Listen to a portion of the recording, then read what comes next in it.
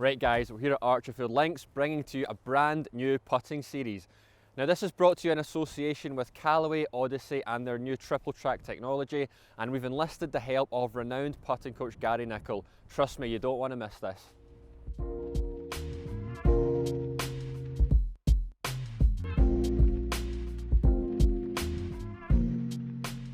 So we've had a look at how the ball behaves when you hit it out the toe, when you hit it out the heel, and when you hit it the middle. So I'm quite often asked what does a really well struck putt look like in terms of data?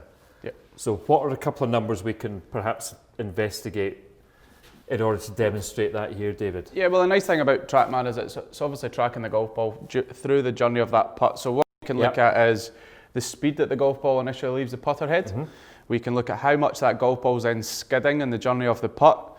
Roll speed, which is when the golf ball starts to true roll. So the top and the bottom of the golf ball are moving at the same speed, which then relates very strongly to roll percentage. Yes. And then obviously the total journey of that putt. So looking at those numbers and trying to make those numbers more consistent and improving those numbers is definitely one thing that we can do in terms of looking at what a well-struck putt looks like as well. So I guess in layman's terms, if we've got a very high skid distance, we're probably going to have quite a low roll percentage. Correct.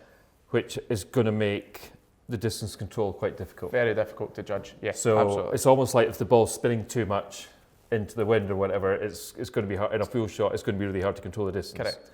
So what we're looking for is a relatively small or short skid distance. Because we want the ball rolling sooner rather than later. So we want to get a high roll percentage.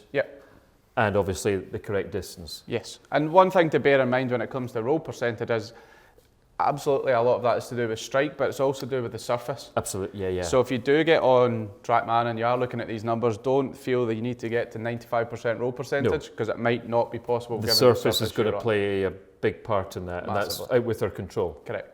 So what I'm going to do, I'm going to hit a putt here, and I'm going to see, again, I'm not trying to achieve a certain number here. I'm just going to hit a couple of putts and see what my baseline numbers are in this environment. Yes? Yeah. So, okay, I've asked the question, is it possible I could hold this? Absolutely. What does the ball need to do? Travel on the right line at the appropriate pace. I'm going to visualize the ball just falling into the hole, and let's see if we can make that happen. Okay, just started a little bit left. Felt like a nice strike. And let's see what we've got here. What we got there? Yeah, so nice initial ball speed. Skidded 17 inches on that putt. It's relatively short for that length of putt. I would say so, yeah. So roll percentage up at 87, which is particularly good. Pretty good. And then from there, you felt like you hit that well. So it'd be interested to see if you maybe hit one that you didn't feel you struck so well, maybe slightly thin. Okay, so if I hit one maybe a little bit low in the face.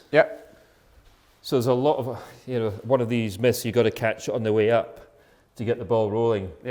Doesn't really work like that, does it? Yeah, let's see what does happen when we do that. There's a thought.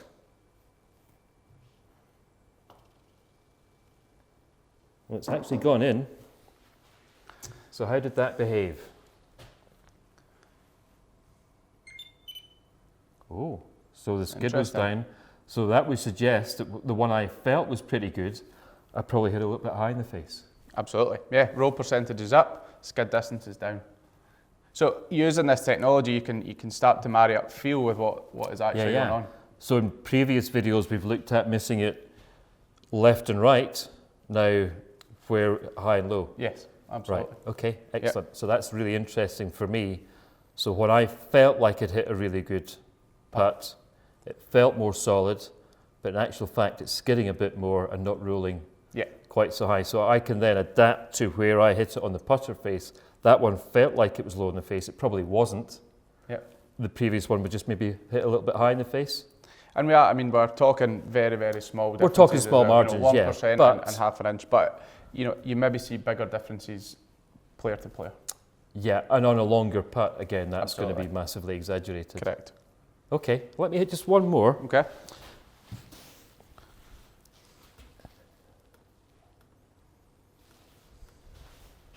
And I'm not going to tell you what I'm going to do here. Okay. I'm just going to hit another putt. and see how, What changes? see what happens, yeah. Just see what numbers show up on this. I'm keen to see what happens here.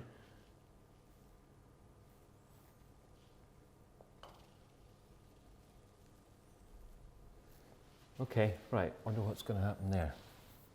Apart from the fact it missed. But what are the numbers changing? Okay.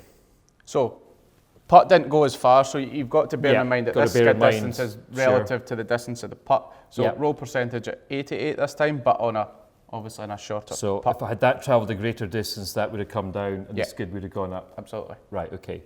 So the second last putt was the best one for me. So in this environment, on this screen, at this pace, what we're seeing is that a good putt would look like this Yeah.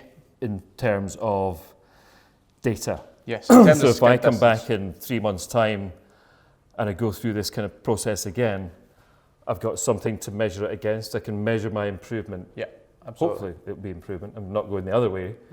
But even if I do start to go the other way, I've got something that I know I can work towards. Yeah, absolutely. And Right. this, we've used the same putter here. It'd be different if you maybe want to change putters, if we're talking Sure, back absolutely. to the guys at home looking at a different putter and a putter fit, and you might see these numbers change massively based on the loft of the putter, the length, the weight, and how you then react to Yeah. that.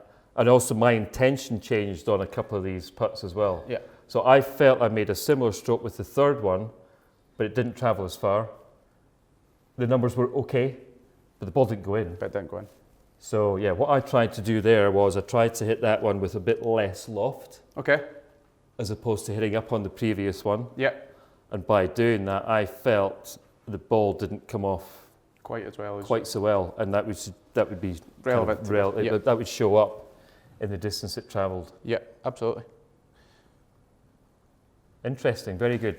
So I think what we can take away from this is rather than just guessing what's going on with your putts, if you can find a way of measuring it, which we're doing right here, that's got to be more helpful than just guessing. Absolutely.